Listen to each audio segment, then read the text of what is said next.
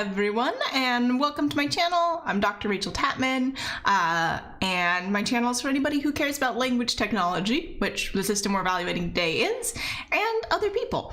And on that note, the system that we're evaluating is a Jargon Translator, and the developer, Adobe? I realize now that I should have asked for pronunciation earlier. If you know the correct pronunciation, please correct me. Has generously agreed to let me review her system on stream. This is not a dunking on people channel, and if I see any comments that I interpret as being rude or mean, I'm just gonna delete them. So I'll tell you that right now.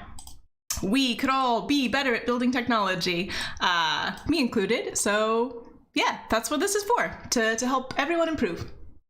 All right, so before we get into the evaluation, let's talk a little bit about what the system is. So I found out about this because of this tweet by Victoria Carr on Twitter, who is a bioinformatician at the Wellcome Sanger Institute. So bioinformatics is the application of statistical and machine learning, I guess, techniques. Mostly I see statistical stuff to biological data, so like a lot of genomic stuff. Yeah, isn't the website beautiful? That's one of the notes that I had, is the website is very slick looking. I don't know what the at was supposed to be there. Yeah, really, really beautiful website. So I found out about this project on Twitter, and so Victoria's a bioinformatician, and had this example here of the system being used. And I was like, oh, that's sort of interesting. So obviously she has the domain expertise to evaluate these particular types of jargon because it's within her. Oh, I just realized if you're seeing the display, you're also seeing that, aren't you? One sec. Oh, you're not. Fabulous. Excellent. I had to redo my my setup a little bit. Tuck my hair in, it's sticking out. I had to redo my setup a little bit because I don't usually stream on Chrome, and I don't usually stream using extensions, but an extension is the thing that we are doing today. So the complicated text is retrons are prokaryotic genetic retroelements encoding a reverse transcriptase, RT, that produces a multi-copy single-stranded DNA, msDNA1. So genomics, genetics, etc. I don't actually know the difference between those two things. And then the translation is, retrons are tiny bits of DNA from bacteria that can be inserted into DNA of any organism, including humans. It contains a special type of enzyme, reverse transcriptase, which allows it to make copies of itself out of its host's DNA. So this may be some sort of like bacteria, pathology studies, I don't know. I'm not a geneticist. And I saw this and I was like, that's really interesting. And then, of course, there's a lot of, a lot of discussion where people are like, oh, well, it's not exactly right. It's losing some detail. And I was really intrigued and started poking around a little bit more. And I found out that the system had been built by, I don't have it. The system had been built by, yes, Adobe. Again, apologies if I'm saying that correctly. Please correct me, anyone in the comments if you know. Who I get the impression is pretty new to language technology as a field. Just based on like, I talked to her before I did this stream on Twitter, but I got the impression that a little bit newer to language technology as a field, maybe has a background as like a web dev, because the website looks really nice. And created this project, I'm guessing for her own needs, right? So again, just sort of based on my impression, she didn't tell me this, but I'm guessing that English is one of the many languages she speaks, and that reading English text, especially when there's a lot of, very rare words, very specific words in it, may be challenging, which I mean is also true for people who only speak English, that text that is intended for a very specific audience can be difficult to read. show. And she also has a Substack if you are interested that she links on her Twitter. And then the project itself has a Twitter, and it is the Explain Jargon project. So I would check this out if you're interested in learning more. I think also if you're interested in sort of a business opportunity, it sounds like that's something she's interested in pursuing as well. So just so you know, and it also sounds like there are some login issues that I actually ran into as well. So that's the system and how I found out about it. And I also already have it installed because I wanted to make sure I could get it installed before the stream, just in case. So I have a couple notes that I've taken about the installation process. So the website, obviously extremely good looking website. And you know, you can click the buttons to go through. I think this would also work really well on mobile. I guess I could do that Chrome thing where you turn on the mobile view, but I'm not going to do it, but it probably would also work pretty well on mobile. It's got that sort of feel to it. And then these download links take you to the Google Web Store. So I have already installed it. And something to note is that, so if I open this extension, there is now an authentication process, and it sounds like that's what was broken and is currently being fixed. I should also say this project is currently under development, so under active development. So everything should be taken with a grain of salt. It may be different next week, right? The magic link appears not to be working, and that was mentioned on Twitter, and I also had that experience. And interestingly, it works on Firefox, the magic link. Can I just get rid of you? Whoop, goodbye. And interesting, it works on Firefox, the magic link does, but it is a Chrome only extension, so that doesn't get me much. Yeah. Brett says, I just tried it on government legislation. Oh, interesting. Yeah, I'd be interested to hear how that goes. So that is the, the user experience.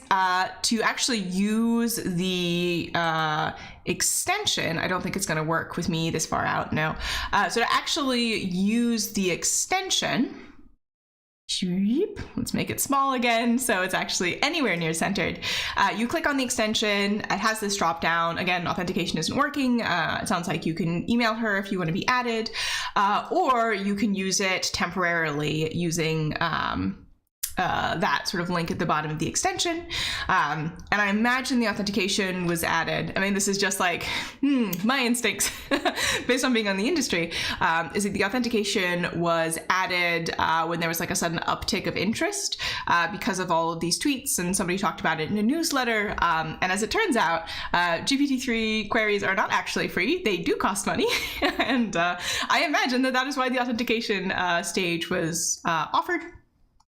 And also on the website, you can see that at some point this may be a paid product. So 14-day free trial, no credit card needed.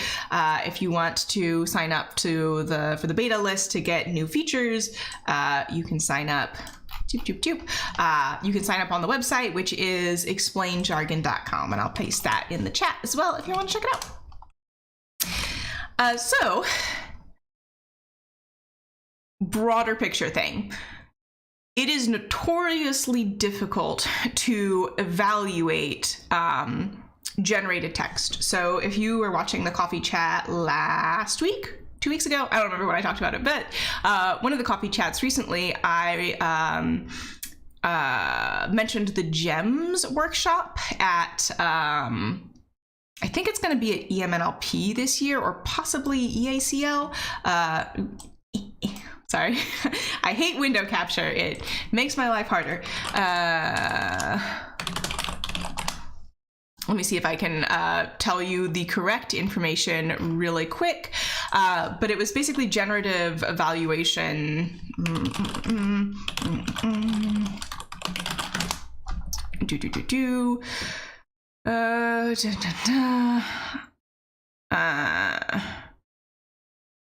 Well, I'm not finding it on just a super quick call. I'd have to go through my links for my coffee folks.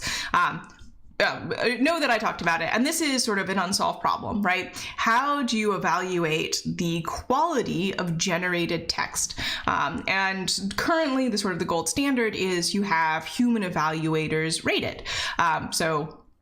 I wouldn't want to do an automated test on, a system that, someone is building as a side project to begin with.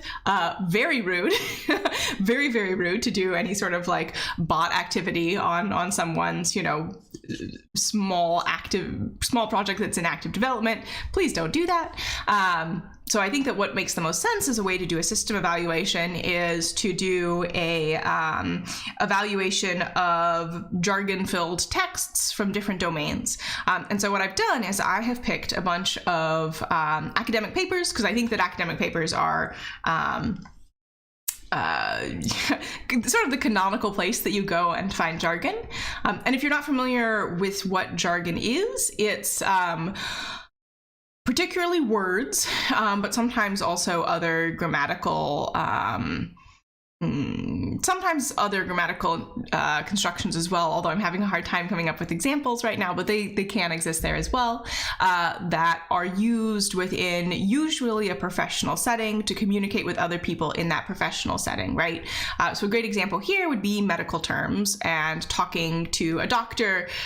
If you are also a doctor, using medical terms because you want to be very precise, but if you use those same terms to talk to a patient, they may not understand what you're saying. So talking to a patient, you would probably not use that jargon, which is this in-group professional language, basically is the idea there.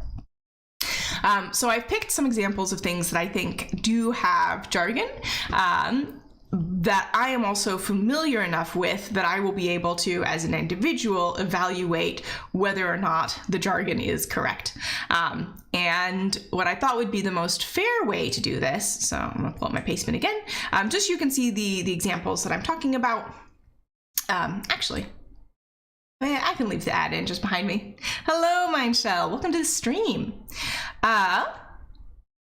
So things that I can evaluate the accuracy of, and I thought what would be helpful is to look at both the accuracy of the translation, right? Because that's something that you want if you're translating or summarizing or question answering. You want the output to be correct. And I think this is where the system is going to probably have the most failures, and we'll talk about that in just a second.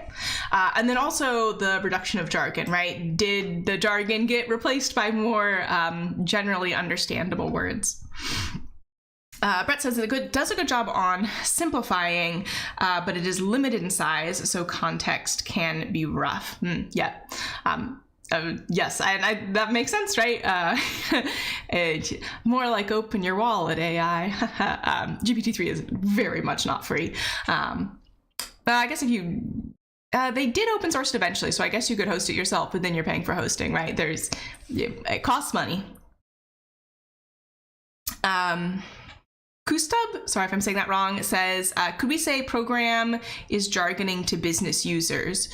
Programming. So programming terms would be, usually jargon is words and terms that occur in a human language. So a programming language, I would say, is not jargon, but programming terms like, source control or merging or, loops or, other similar terms that you would use in conversation would be jargon. Or on the business side, things like, waterfall or agile or quarterly returns or things like those. Those would be more like business jargon. Yeah. Mindshell says, won't there be a free version of GPT-3 soon, or do you need a super massive computer/server to run it? Yeah, it's the thing about large language models is that the large is not, they ain't lying. So yeah, I guess you could, if you had like a physical server that you owned, you could put it on that server and it wouldn't be super expensive, but you'd still have to pay for electricity. So yes, it is. I believe they have open sourced the model, but that doesn't mean that it's going to be free to let people use. Dano says, aren't transformer models really bad at long form text? Not inherently. So that is something that would be considered a benefit of transformer models, is depending on the way that you set up the architecture. They should be better at long-form text and long-term, very distant relationships within the texts than things like recurrent neural networks based only on the architecture itself. That doesn't mean that it is practical to train a transformer with the type of architecture that lets you capture those relationships well, right? So not necessarily. Like, practically, yes. Practically, yes, it's hard to make them do that, but that's not an inherent quality of the model itself as far as we can tell. Yeah. All right. So, Mindshell says, so you need a supercomputer to train the model? I'm a bit of a curious newbie. Oh, no worries. We love curious newbies here. I don't know about supercomputer, but so basically the thing about transformers is that it's made up of a lot of parameters, and it's made up of a lot of like sort of parallel parameters. And when you are training, each of those parameters needs to be updated. So in terms of the operations you need to do to update the model, the number is very, very high. The thing that makes transformers more tractable than something like a recurrent neural network is that in a recurrent neural network, you have to step through the text in like step 1 informs step 2, informs step 3. So you can't do step 3 until you finish step 1 and step 2. In a transformer, it's all independent. So you can train steps 1, 2, 3, 4, 5, etc. on, 5 different graphics cards. So I hope this is clear. I'm simplifying quite a bit here, but you can parallelize the training. So in terms of clock time, it is faster. In terms of total number of operations performed, it is slower. So if you have access to multiple graphics cards or, a way to parallelize the process, it can be quite quick, but the bigger the model, the more operations, the more time you need, the more like processing time you need, the more it costs. Yeah. I'm glad that helped. Oh, Med says GPT-3 is not open source. GPT-2 is open source. Okay, helpful. Hi, Sarah Chan. I'm gonna be honest, I don't find them very practical for my work, so I have not been keeping up with them very well. All right, so human evaluation is how we're going to evaluate this model. And I've gone through and I've picked, so the 2 things that I talked about are, actually so far I've only talked about one thing. So the thing that I talked about is that accuracy may be very difficult for this type of model. And the other thing that I think might be quite challenging is different domains, right? So let's talk about accuracy first. So the way that large language models work is that they basically have learned to fill in the blank on an industrial scale where the blanks have been generated, right? So you take a large amount of text, you remove words strategically, you have the model guess what those words should be, and you repeat that a lot, and that's basically how large language models like GPT-3 work. This means that it's really good at producing text that sort of looks right, producing text that seems to be as if it were made by a human because it's been trained to have that sort of surface form. It does mean that there is no necessary relationship between the world and the text, right? So the text that is generated is not grounded. And I don't know how much engineering has been done behind the hood here to make sure that the content of the original text and the simplified text is the same. But looking at some of the examples that people shared on Twitter, I mean, that is a very hard problem, right? If that was solved, that would be, ACL best paper, no issue there. So I think if I had to guess, there's probably some prompt engineering going on in the back here, where it's something like, rephrase this excerpt in a simplified way, or as if talking to a grade school or something. So there's a prompt that's been written that the text that you provide is plugged into, that then, again, using this sort of like iterative fill in the blank, the system produces output that seems similar to what it's seen in other situations, but that's not, there's no grounding, right? So I think there are going to be some accuracy problems. Just if I was guessing, but I'm guessing it's probably going to be pretty good at reducing the jargon. The other thing that might potentially be an issue is the difference between domains. So topics, let's just call them topics. I think that's going to be the less jargony word. So I've picked excerpts from a number of different topics. So I have, and this is mostly from academic papers. We have some for agriculture. We have some from machine learning. So the attention is all you need paper, which, you know, set out transformers. We have one from linguistics. We have some, we actually have two from linguistics. We have one from sort of the more speech and hearing side of things, and we have one from the signal processing side. And then I'm guessing that these it'll probably be fairly good at. And I've also added some history as well. So this is from a history paper on, you know, prehistoric Danish textiles. And I've also pulled out a couple examples of English literature. So I have a sonnet by Shakespeare, who's a well-known English playwright and poet. I have a little excerpt of The Parliament of Fowls by Geoffrey Chaucer, which is in Middle English. And I think it's probably, it may or may not do well with this, right? I don't know what's going to happen there. And then a little bit of James Joyce, who is a very well-known Irish author. And James Joyce in particular is sort of famous for being a little bit hard to read,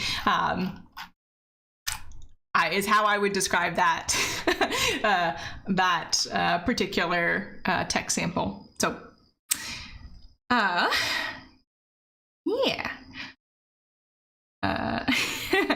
Michelle says, I'm keeping a network of computers as a hostage, no problem. Yeah, for training the models. I mean, it helps.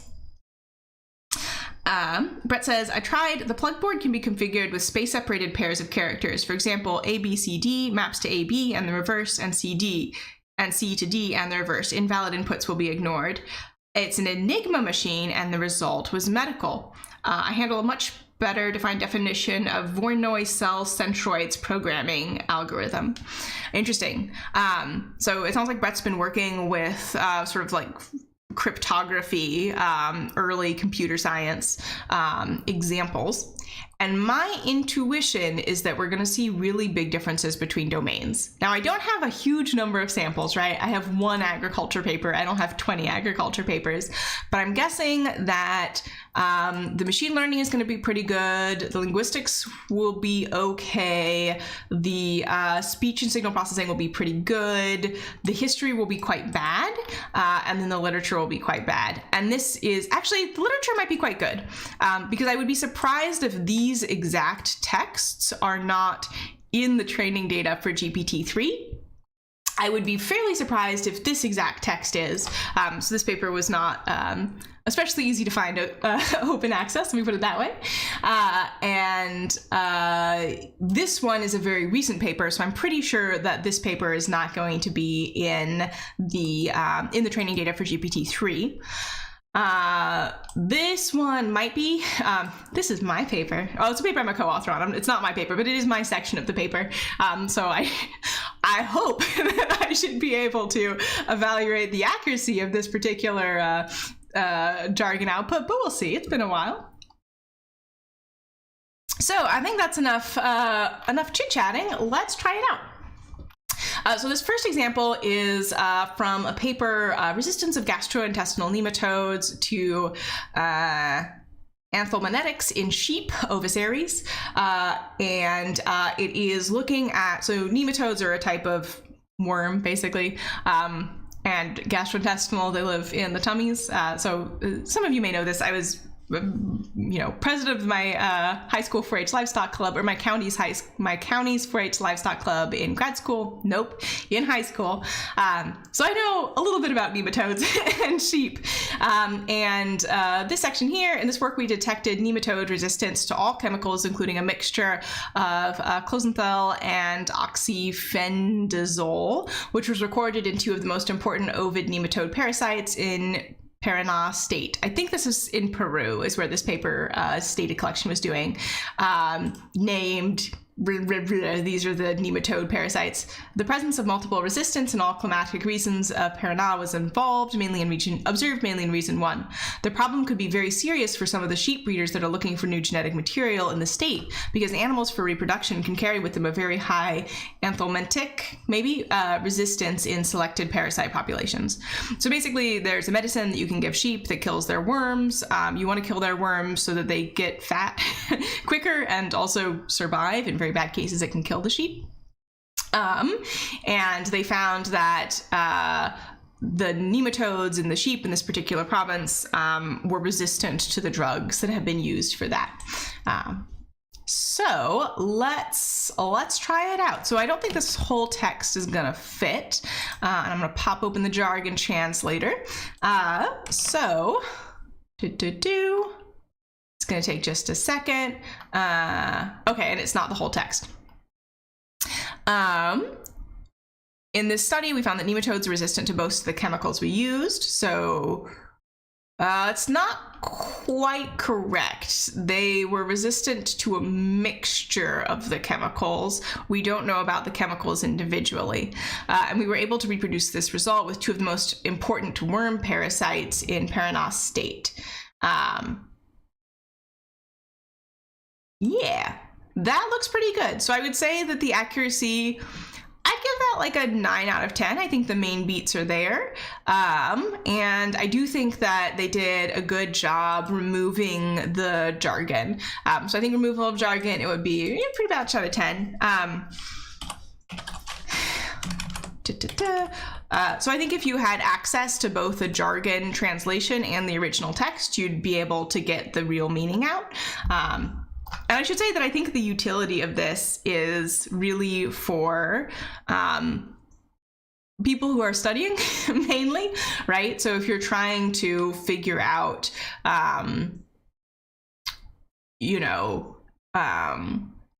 you're reading something, you're finding it challenging, you're having a hard time understanding what's going on in the text, this could be a tool to help you get a rephrasing of the text, which may hopefully be helpful for you in your studies. So I think in that context, that's good enough for that. I probably wouldn't say that it would be good enough, for example, to create brochures to pass off to farmers in Peru to be like, hey, these chemicals didn't work individually. Because if I read that as a farmer, I might be like, well, the chemicals didn't work individually, but they might work together because the information that the chemicals were used together was not included. So. All right, let's try the next one. So this is Attention is All You Need, the Viswani 2017 paper, which I'm sure many of you watching have read. So let's try this. So most of competitive neural sequence transduction models have an encoder-decoder structure. These are citations. I'm interested to see how it takes that. Here, an encoder maps an input sequence of symbol representations to a sequence of continuous representations given. Okay, and it seems to ignore the sort of bit at the end. Can I move myself over here just real quick so I'm not on top of the text. So my representation, what's going on in the text here would be something like competitive here being good at leaderboards.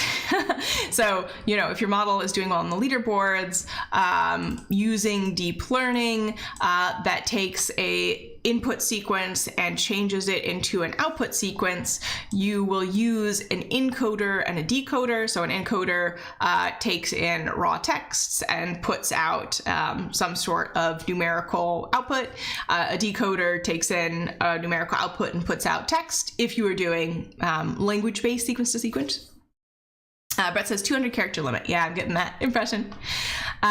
Here, the encoder maps an input sequence of symbol representation, so x1 through xn, to a sequence of continuous representations, z equals z1 through zn. So basically what I just said, but mathier. So most neural networks that learn to do tasks use a structure where the system takes a bunch of inputs, then takes those inputs and turns them into a different set of outputs. In this model, we use a structure where the encoder takes in a bunch of information and then turns that information into a sequence of continuous values, a number between 1 or 0, or a number between numbers that were chosen beforehand. This is incorrect.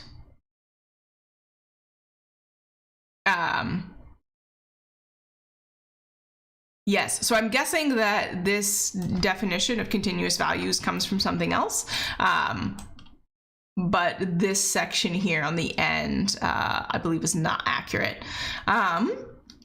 This section here, I would say, is fairly accurate. I think it's pretty helpful, pretty good representation of what's going on. This bit at the end, not so much. So I'd say probably like an 8 out of 10, because the continuous representations could be between 0 and 1, but they don't have to be. Sometimes they're between like -1 and +1, for example. And I think this number between numbers that were chosen beforehand is sort of maybe being picked up by the fact that they are being enumerated like so. But the important thing that you should get from here is that the sequence of symbol representations has the same dimensions as the sequence of continuous representations, right? So if I put in 11 things, I'll get 11 things out, and that's not what this is suggesting. So I'd say accuracy 8 out of 10. Reduction of jargon. Encoder isn't redefined, so I'd say like 9 out of 10 for reduction of jargon. And this is just impressionistic. I don't have like a more thorough rubric. Maybe I should, but I don't. Nick Wallen, hello, how you doing? Good to see you. So, and I don't think it's like misleading enough that it would necessarily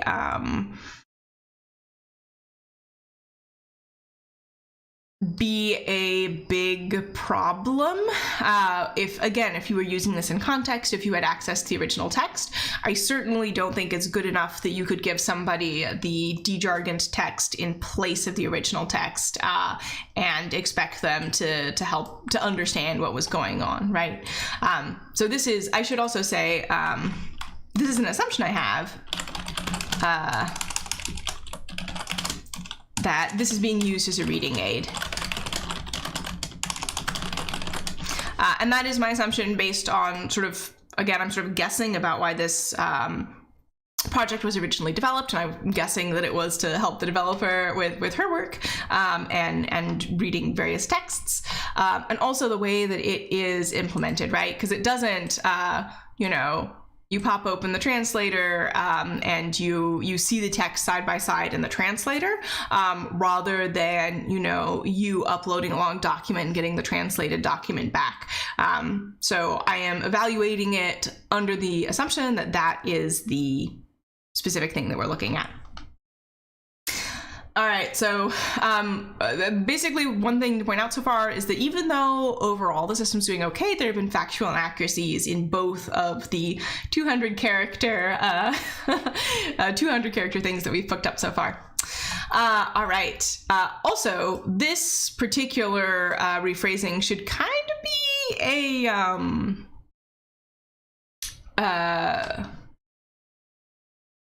there's a metaphor that's escaping me, but basically it's where if you are throwing somebody a ball for them to hit in baseball, you do it in a way that is very easy for them to hit, right?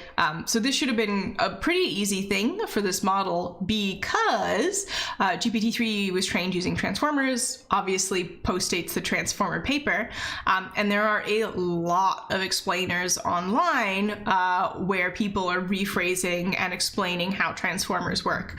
So I think Jay Alamars are really well known if you are familiar with him. He's a supporter of the channel.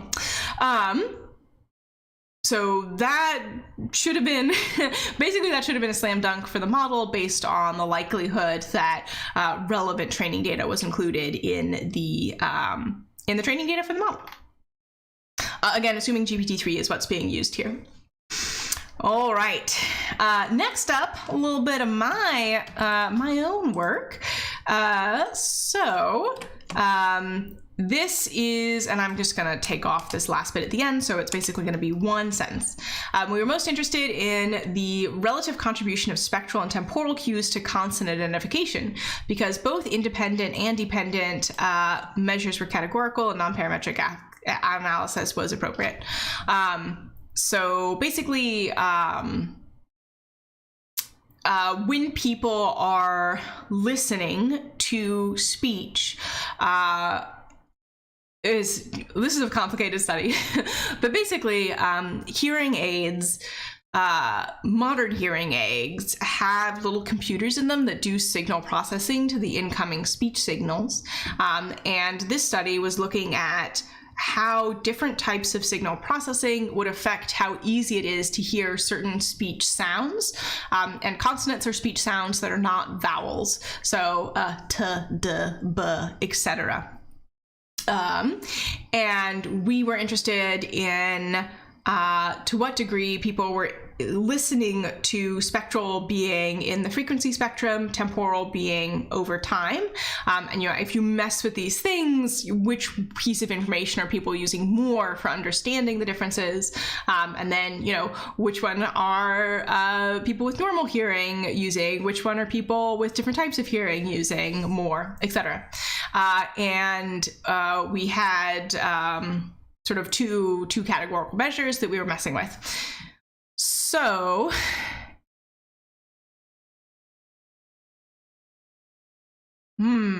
okay, well, I do see a factual error. So the translation is, we were wondering how much what sound something makes, the spectrum.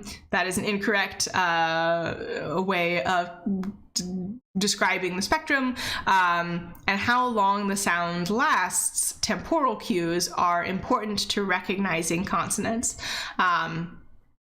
I would consider consonants also to be jargon, so I think I would have liked that to be changed.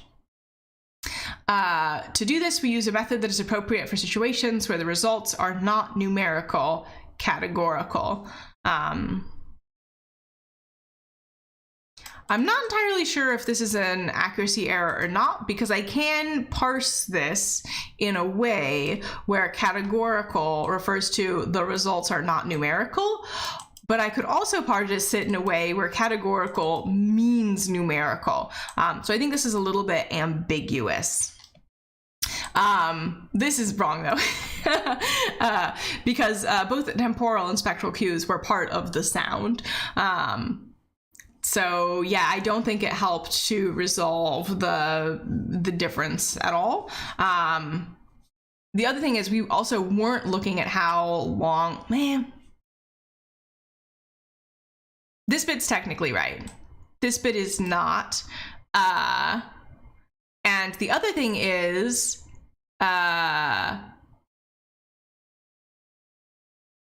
wondering, I don't know that you get this from the text, but the specific thing that we were looking off was the trade-off between these two things, right? So which one is more important? And we were wondering how much and how long a sound lasts are important to, because those are both established things, right?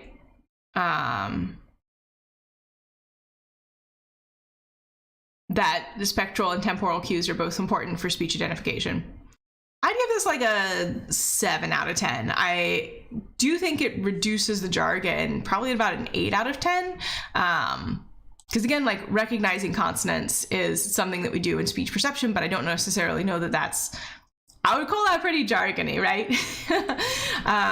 So I'd say it's probably like an 7 out of 10 in terms of reducing jargon and accuracy. I feel like a 7 out of 10 is pretty fair because it was inaccurate about one of the main points. Although one of the things that we can do is, so if this is based on GPT-3, it's non-deterministic. So if we do it again, we should get a different output.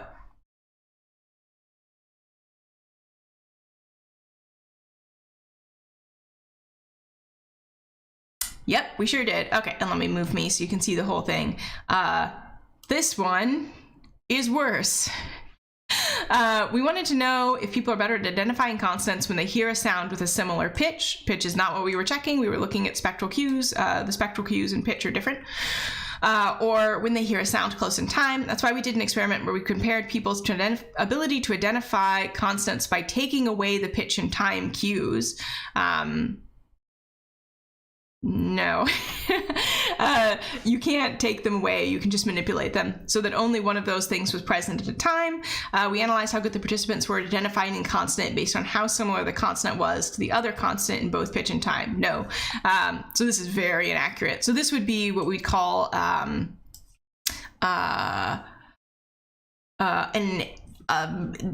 a discrimination experiment, right? So you're trying to determine whether two things are the same or different, which is not, I believe, was not the experimental setup. So yeah, the accuracy on this one, not particularly good, which I sort of expected in no small part. Well, actually, I expected that because I think that there's sort of less use of this type of paper in training data, but this research was done under an NIH grant, which means that the paper itself was open source, was published openly, and everything funded by the NIH. The NIH is a U.S. institution for health research, is publicly available as a condition of the grant itself. So if you look up like the NIH archives, there's a bunch of papers. So yeah, not great for that, unfortunately. And I expect it to be a little bit better for this. And part of the reason that I expect the more computational papers to do better is because a lot of models are trained on computational papers because they're trained by computer scientists or people adjacent to computer scientists. And this is on a very recent paper. Actually, we'll talk about this on Thursday. Adversarial Attack and Defense Strategies of Speaker Recognition Systems, a survey. So this is something like if you use your voice to unlock your phone and it detects that it's your voice and not somebody else's voice, that is, a vector for hackers, basically. And this paper looks at like looks at a review. So it's a survey paper. It's looking at a lot of different people's work on what those attacks are and some ways to mitigate them. Adversarial attacks against speaker recognition systems introduce imperceptible noise into genuine audio data such that the system misrecognizes the speaker, untargeted attacks, or recognizes the speaker as the designated speaker, targeted attacks. So I would say that this right now is actually not super jargony. I think adversarial is a little bit jargony, imperceptible is a little bit jargony. SRS is pretty jargony. I'm interested to see how that gets expanded. It's thinking. This is 100% wrong. Ooh, that's a 0 for accuracy. If a person is trying to listen in on one of your conversations, they can either try to hear the conversation and pretend to be part of it, or pretend to be someone else to try and get you to talk about something in private, So this is 100% incorrect. This is assuming that the attack is like against a person and attack here is against a system. Reduction of jargon is great. There's no jargon in this, but there is also no accuracy. So I'm gonna give that a 0 out of 10, and reduction of jargon, I guess a 10 out of 10, no jargon. But the output was 100% wrong.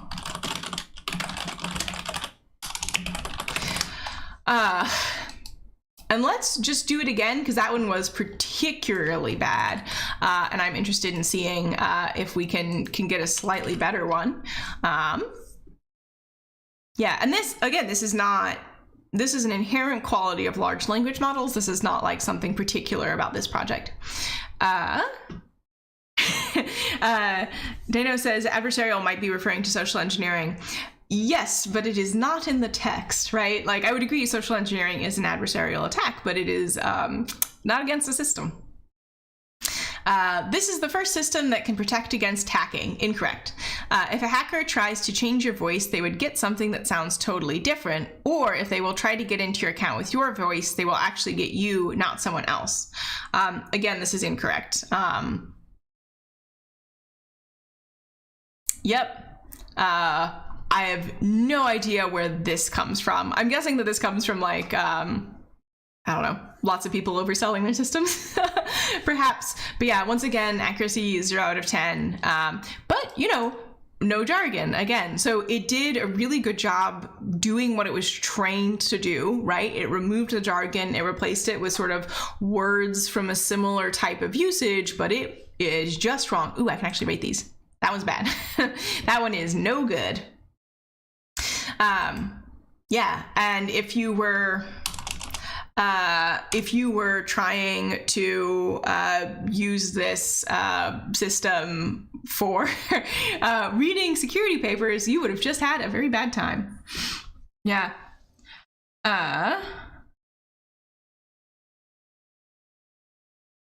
Interesting. So it looks like Brett had an example about the UK government threatening sanctions, the meaning being reversed. So the meaning that came out was the opposite meaning. Yep. But probably less jargony, right? Because that's what the model's been trained on. Yeah. So in this case, I think it absolutely did not work and probably wouldn't help a student in this situation. I think it would just further confuse them. All right, let's work on a history example. So redding pits for textile fiber plants at Danish prehistoric sites dated between 800 BC and AD 1050. Oh, and I should say that the paper before last was individual sensitivity to spectral and temporal cues in listeners with hearing impairment. Oh, right, we didn't have any non-impaired hearers in that particular experiment. And then the one with the adversarial effect was attacks were adversarial attack and defense strategies for speaker recognition systems, a survey. So the last one is, or the last academic paper is a history paper. Luke, hello, it's been a while. Good to see you. The last academic paper is a history paper, redding pits for textile fiber plants at Danish prehistoric sites. Oh, I read that already. So redding is the process of taking plants and rotting them in a controlled way so that everything but the cellulose breaks down. And then you're left with long strands of cellulose that you can, you know, comb, card, probably not carding if you're redding, that you can comb for, you know, flax production, nettles, any sort of fiber that's made out of plants that are not like cotton, where you are spinning the stem itself, requires redding. And this study is basically looking at a bunch of archaeological sites. They had like pits, and in those pits they found, you know, plant debris, and the, at least, you know, from my education, historically people would ret in ponds. So you'd like put your, you know, chop down your reeds, stick them in the pond, wait for them to decompose, or, you know, flax, nettles, you know, whatever it is that you're using in this way. And here the hypothesis is that instead of using ponds, they created, you know, holes full of water and used them for this process of fiber processing. I'm going to try and pick the most... Ooh, I'm going to get rid of that hyphen. Yeah. I think this is probably the most jargony sentence here. So let me pop it open and we'll pop it in here. The archaeologists discovered plant stems at the bottom of the well, and 4 samples of sediment were taken for microfossil and pollen analysis. The stems were identified as flax. So the translation is, the scientists found pieces of wood plant stems in the well. It was not wood, but it was plant stems. Interesting. They took 4 samples of dirt for analysis. So dirt here is using to replace sediment, which is not quite correct.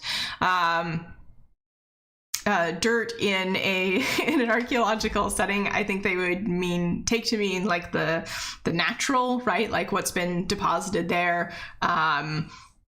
prior to human activity, but if you're not an archaeologist, I think that's probably clear. And used a microscope to look at the wood. No. So they were not looking at the wood, they were looking at the sediment. And in the sediment, they were looking for macrofossils, so fossils big enough to see, and pollen. So I don't know how much y'all are interested in archaeology or paleontology or anything, but pollen analysis, particularly for like very old things, you basically look at the pollen in a dirt sample, a sediment sample, and you can tell what plants were around there. And in this case, it was flax. But I think that the samples of the sediment and the identification of the plant stems as flax happened independently, and that is not what is conveyed here. That's what I'm getting from this particular thing. Let's see. All the sediment, yes, so if you look at the next sentence, you can see all the sediments contain small amounts of flax seeds, capsules, and stems, as well as seeds and capsules of camelina, perhaps. The flax stems most probably represent the residues from the retting processes that had been carried out, the retting process that had been carried out in the well. So yeah, I think that that is incorrect, but it did reduce the jargon. So let's, I close it. Let's try it one more time and see if we get something a little bit more correct.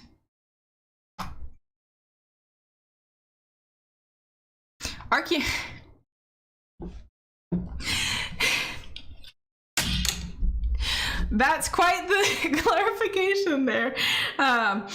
Archaeologists who study things from the past looked in the well and found plant stems and pollen. Where was it getting that? They identified the plant as flax and dated the material to around the year 1070. Ooh, I think this is our first major hallucination. Yeah, so hallucination here, I mean, when I say hallucination, what I mean is that the model is producing text that there is no basis for, right? So nothing in here says what the dates were. The model just appended it. So I'm afraid I'm gonna have to do another 0 for accuracy. Well, they didn't find, so this one is correct.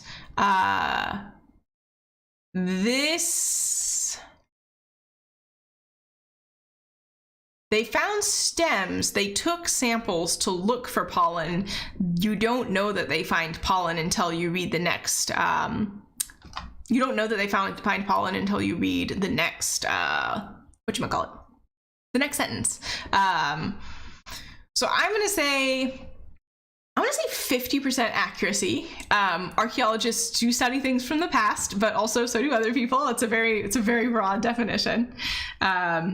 Dano says GPT-3B is weird sometimes. It is, yes. Which again, it's just trained to put out text given text input. It's not trained to be accurate, right? It's sort of an accident when it's accurate. So accuracy, I would say is like 50. I would say that the reduction of jargon, 10 out of 10. It does a great job reducing the jargon. So if we look sort of back through all of the things, you know, accuracy, 1 error, reduce the jargon, accuracy, some errors, but it did reduce the jargon, some errors, but it did reduce the jargon, 100% errors, but it did reduce the jargon, and about half errors, and it did reduce the jargon. So it's doing a really good job removing the jargon and producing text that seems more simplified. Nine Gaming says, why do hallucinations happen in these models? Great question. So it's a little bit more surprising when they don't happen, actually, because all the model has been trained to do is to fill in the blank, right? And then to continuously fill in the blank. So, you know, often in archaeology papers that have sort of similar language use, you will have a lot of dates. So the model is just like, oh, I've seen something similar. Often people use a date here, so I'm going to use a date here, right? But without even that level of understanding that it is a date. That may be incorrect. I think the tokenizer they use may in fact have dates as a specific type of token. So it may include dates as a specific token. So it's just, you know, if you've ever, I am not saying that GPT-3 or any large language model has the capabilities of a small child. I am using this as a parallel to help explain the behavior. But if you've ever hung out with a small child and their caregivers have a very particular way of speaking or have phrases that they use a lot, the small child will use those phrases and those ways of speaking, even though they don't understand what they're saying, and they will use it at inappropriate times. And it's very cute and funny, and everybody likes it. And it's a good time for the adults. But the child is doing it because they're like, oh, this thing happens sometimes. I don't really understand when it should happen, so I'm just gonna do it, right? Yeah, if that makes sense.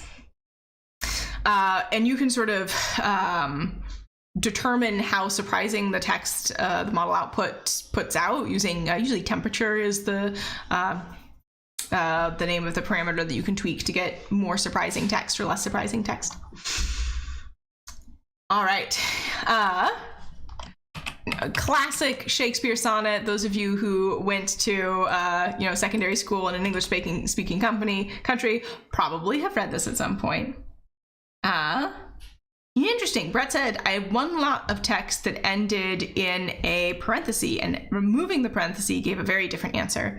All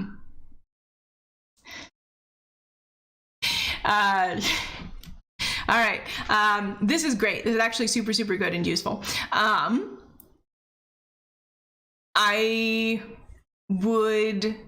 you just redo it a couple times, you should get a different output every time because it's non-deterministic.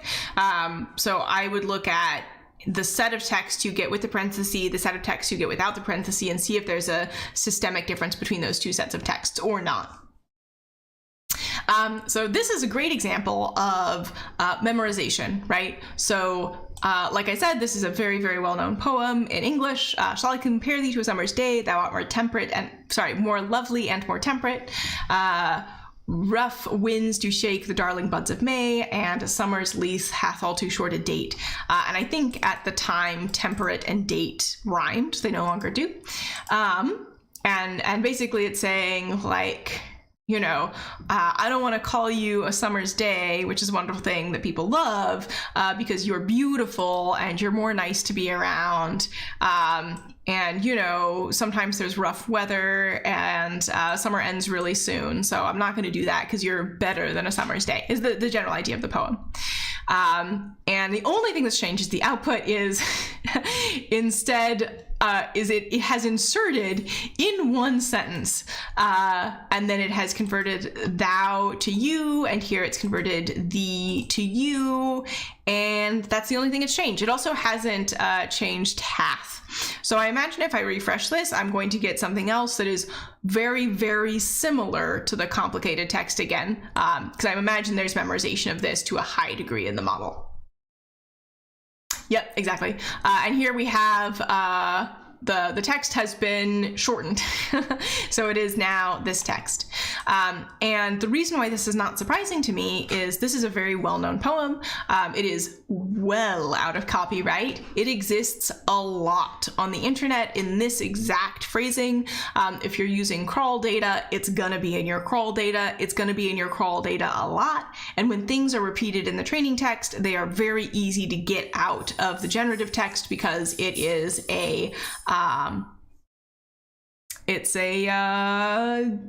memorized it basically. So I think that this is, accuracy 10 out of 10. It's changed a little bit. Reduction of jargon 0 out of 10. So this was an example that I picked specifically because I thought it would have memorization, and it sure did. And again, that's just a fact. That's just a thing that large language models do. And in fact, it's a thing that most machine learning models with text data do. So, I guess the easiest way to do it would be to actually write a rule. But if you really, really want some type of output that's very stable, you can include exact copies of that output a lot of times in your training data, and you will get that behavior. But I mean, at that point, just just write a rule. Just have an input-output rule that you have is what I would recommend. Dano says, do you think the text simplification models would greatly increase if trained on different dialects of English? For example, a data set of Middle English, Modern English, pairwise sentences. Great question. That's why I included Chaucer. You might have figured out what I was up to. I mean, so at that point, I don't think it's simplification. At that point, I think that it is more of a Middle English, Modern English translator, right? And then it is a full-on machine translation problem. I'm guessing, again, this is probably being done with prompt engineering. It's being done using a very general purpose model. I think that's a very, beginner, user-friendly from an engineering side, a user-friendly way to do it. And, it's not working, right? And as a student aid, if I'm reading something, and I, could use some help simplifying the text, I think that this could be useful in that situation, depending on the domain. It does seem to be pretty domain dependent. But yeah, I expect that it will actually do a better job with Chaucer than it will with Shakespeare, because Shakespeare is just verbatim. It's, early modern English. This is very readable to most, very fluent English speakers, right? If you've had a secondary education in English, you probably have come across this. You can probably read it okay. Chaucer, much less simple. It's in Middle English, which is pretty different from Modern English. Actually, I'm not going to include the title. I'm just going to include the opening lines. And if you're not familiar, this is a poem, The Parliament of Fowls. It's based on the idea that, on Valentine's Day, all the birds in the world get together and talk about love. So the original text is, "Now welcome summer with the sona softa, the has the winter's weather is over shaka, and driven away the long nights of blacka." That is my Middle English. That's all you're getting out of me. And it's a Modern English translation would be, "Now welcome summer with thy sun soft," like the sun, "that has winter weathers overcome, and driven away the long black nights." So yay, the days are long. We love it. Lots of summer themed poetry. So the translation here is way better than it was for Shakespeare, which does not surprise me, because Modern English translations of Chaucer are very, very common, and often they, like Dano brought up, have that side-by-side translation. So there is one error here. This should be S-U-N, not S-O-N. Soft, so that you can make these long winter nights shorter. You have driven away the long dark nights. So this one's right. I think this actually means something slightly different. The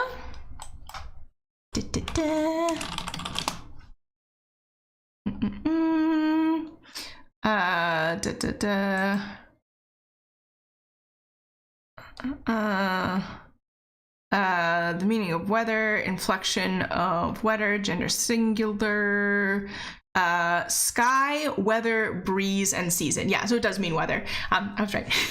Gotta dust off that English degree sometimes. So this bit in the middle is wrong, but it's definitely more readable, right? It's definitely clearer. And I think if we do it a couple times, we'll see the same output, that the translation is completely de-jargoned. And here we have something that I'm sure is pulled from an annotated text. The word summer comes from the word summer. That is inverted, incorrect, which means the time of year when the sun is out and it is hot. Summer's sun, softa, has driven away the long nights that were dark and cold, and now we are in the season of spring. Wrong, we're in the season of summer. So there are definitely there are textual inaccuracies here, but the de-jargoning has worked really, really well. Brett says, I tried to use some text with Maori words and the core was on track, but introduced an abstract of sovereign law, which was way off. So this is, I'm guessing, New Zealand legal text. Maori is an indigenous language of New Zealand. I like the way that explain jargon can reword a statement in that it can give a more succinct wording to an abstract idea.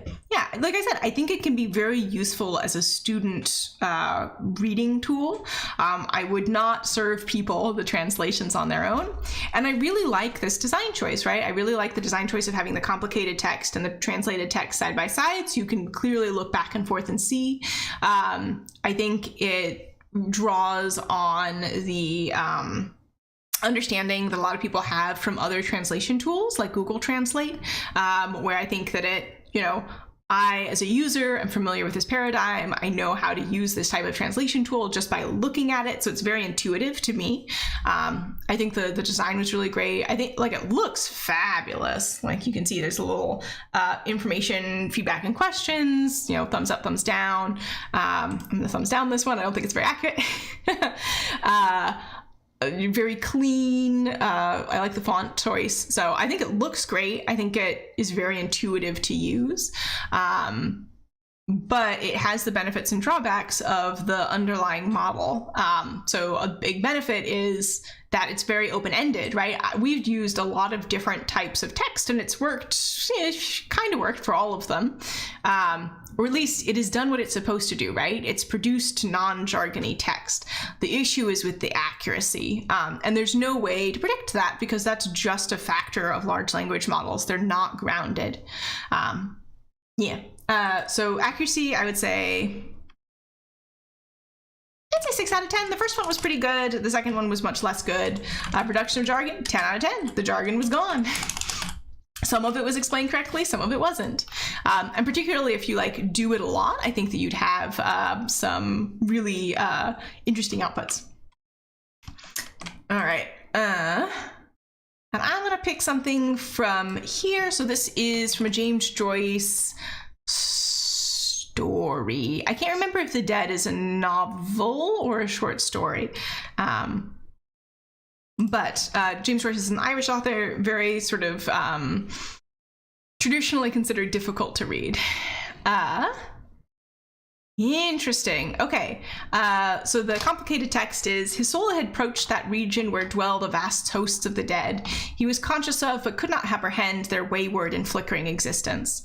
It has been a while. I do not believe this person is dead at this point. I think that they're having a little nap and that this is a dream. So it is wrong that the person is dead, but I see how you could get that from this excerpt. He was aware that there were a large number of deceased souls in the region surrounding him. So I think that's a pretty good rephrase.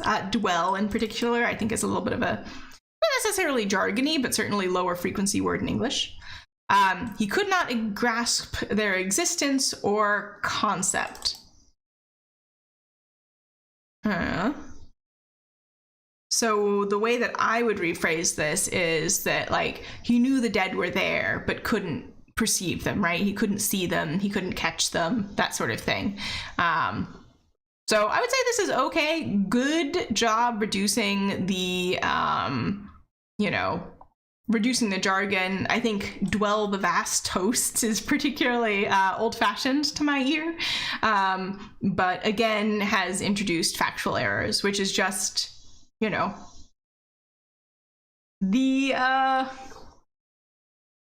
thing you would expect from a language model, right? I think it's just a quality of these models. Brett says, nice transaction. I wonder how it could work to reform random book title poetry. I don't think I'm familiar with that particular poetry.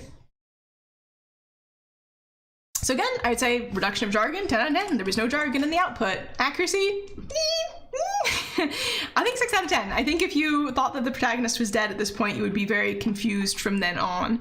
I don't believe that, I think this is a dream about going to talk to the dead. Yeah, so overall, looking at these examples, I think that we have a lot of examples. Pretty much all of them. Yes, the jargon is reduced. Correct. Good job. Exactly what the system says it will do. the accuracy of the translations, you know, the factual accuracy is, I mean, not guaranteed, right? So if I had one recommendation, I think it would be something like, I know it's a very like slick interface, but I would maybe add like a little disclaimer down here to be like, the output of the translator may not be factually accurate, double check, or something like that. Just so people, or users are informed about the foibles of the system, right? Like I work in NLP, I know about memorization, I know about hallucination, I know about all these factors that I think most people do not. Oh, actually, I have a dictionary entry over here, so I'm just gonna pop this in here and see how it does with dictionary works. So Proto-Germanic Wedra from Proto-European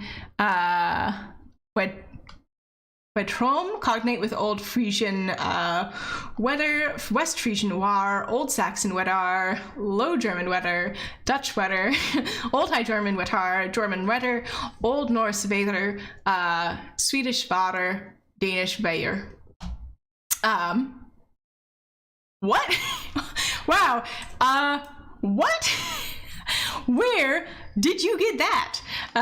The word weather comes from an old Germanic word for to turn. It is related to words like weigh and weave, which is why weather weaves through the world. I don't know if that is correct or not. Let me look it up. So I'm just going to look for that old Germanic word, reconstruction from Proto-Germanic. Yes, absolutely 100% incorrect. Etymology is uncertain, traditionally linked to Proto-Slavic vedro, reconstructed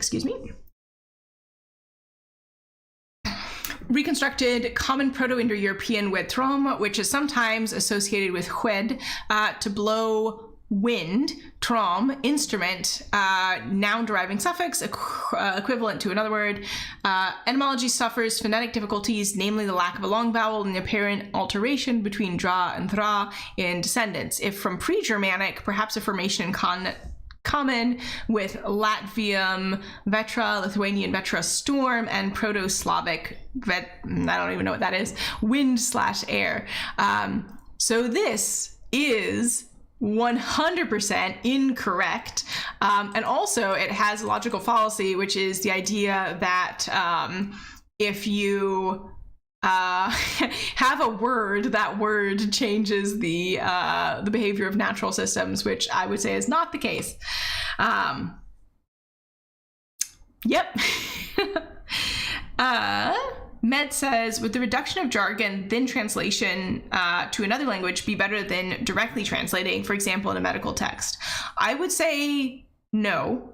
And the reason I would say that is because the jargon translation itself is introducing factual errors, which means that you may have something where the translation task is easier from the de-jargoned text to the target language, but the whole system from the input original target text to the output text doesn't work as well because the translated output is wrong. So I wouldn't. And definitely not for medical text, right? Like, you want medical stuff in particular to be very accurate. Oh, Brett says, oh, it was just 4 book titles. Some guesses that it was 4 book titles. Other generated a large text diving into each word block in an artistic meaning analysis on words. Great for poem homework. Yeah. Old player. Hello. Good to see you. It's been a minute. Yeah, so another great example of all of the jargon is gone, but also all of the facts. Add that down here at the bottom.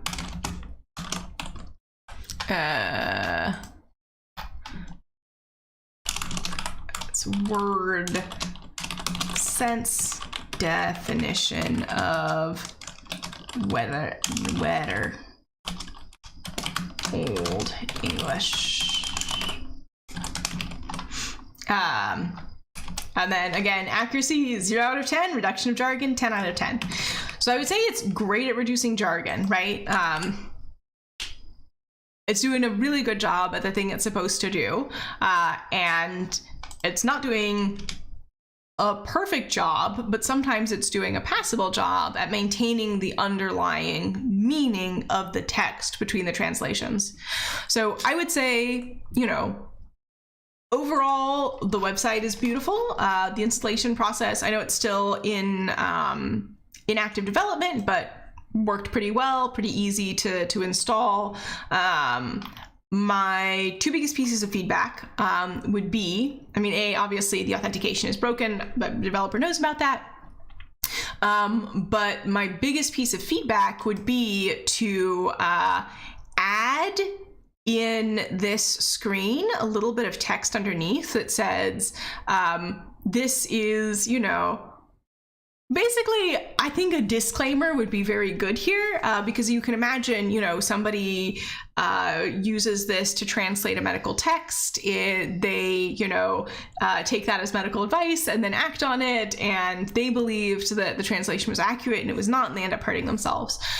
So just from a CYA, cover your butt standpoint, I would probably add a little snippet here being like, these translations are trained to remove jargon.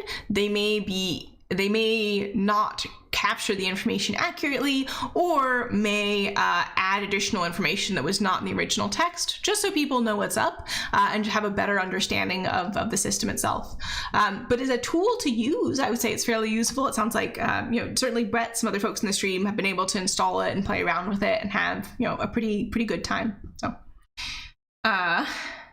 Med says, I think the model is confusing words. In German, there's a word, wiederum, perhaps, which means in turn. Yeah, very possible, right? Or it could just be hallucinating, right? Like we talked about, these are not grounded models. They don't have a relationship to the world. They only have a relationship to the texts that they've seen. And they know what texts are similar to each other in a vector space, and that's it. Despite, you know, other claims of additional functionality that they may or may not have. But I think this could be really useful for, like I said, students. I think it could be really useful for, you know, people who are trying to understand something that's, you know, difficult for them to understand. I know a lot of you speak many languages other than English and are coming to English as, you know, a second, third, fifth, whatever language. So this may be particularly helpful for you. I don't know how well it works in other languages. The only other language I know a lot of jargon in is American Sign Language, and most people who know American Sign Language write in English, so the point is kind of moot there. Yeah. So overall, I think looks beautiful, very slick, integrates super well with Chrome. I don't really use Chrome, but if you do, this might be a good tool. It sounds like the authentication is currently under development.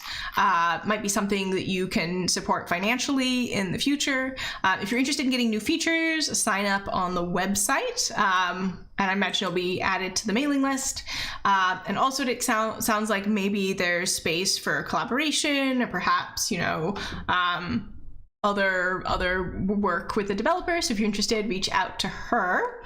Yeah, and overall, I think it solves a problem. I think it does have issues, and I think that most of the issues are the result of the way language models work.